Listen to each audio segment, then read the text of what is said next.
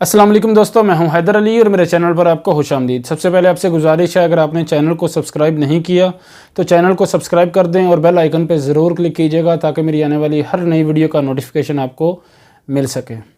आज बात करेंगे, बहुत ज़्यादा कमेंट थे, इंडिया वाले भाई भी पूछ रहे थे कि भाई फैमिली विज़िट वीज़ा निकल रहा है, इशू हो रहा है इंडिया के लिए या फिर नहीं हो रहा, या फिर अगर फ़्लाइट बंद हैं तो इस दौरानिए में फ़ैमिली विज़िट वीज़े इशू हो रहे हैं। और पाकिस्तान से भी बहुत से भाइयों ने पूछा कि हमने फ़ैमिली विज़िट वीज़ा अप्लाई किया हुआ है और फ़्लाइट बंद हो गई, क्या हमारा फ़ैमिली विज़िट वीज़ा निकलेगा, इशू होगा या फिर नहीं, या फिर हमें दोबारा अप्लाई करना पड़ेगा। तो बहुत से ऐसे सवाल थे, तो आज की वीडियो में इस बारे में बात करेंगे, तो बराए मेहरबानी वीडियो को पूरा देखिएगा।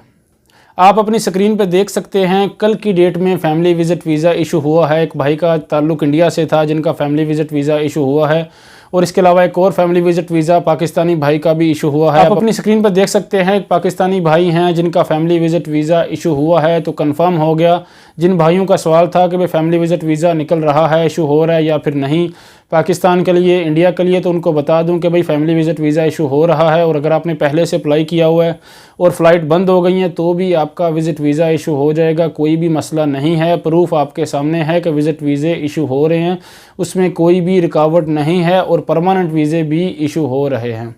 एक और बात आपको बता देता हूं जिसकी आपने एहतियात करनी है। फैमिली विज़िट वीज़ा जब आपका इशू हो जाता है तो एतमाद ऑफिस विज़िट करने से पहले वहां कॉल भी कर लिया करें और अपॉइंटमेंट ले लिया करें तो ज़्यादा बेहतर है। जिन भाइयों का फैमिली विज़िट वीज़ा इशू हो गया है और जिन्होंने अप्लाई किया हुआ है, वेट कर रहे हैं, उनका भी इंशाअल्लाह अज़्वजल फैमिली विज़िट वीज़ा इशू हो जाएगा, कोई मसला नहीं है।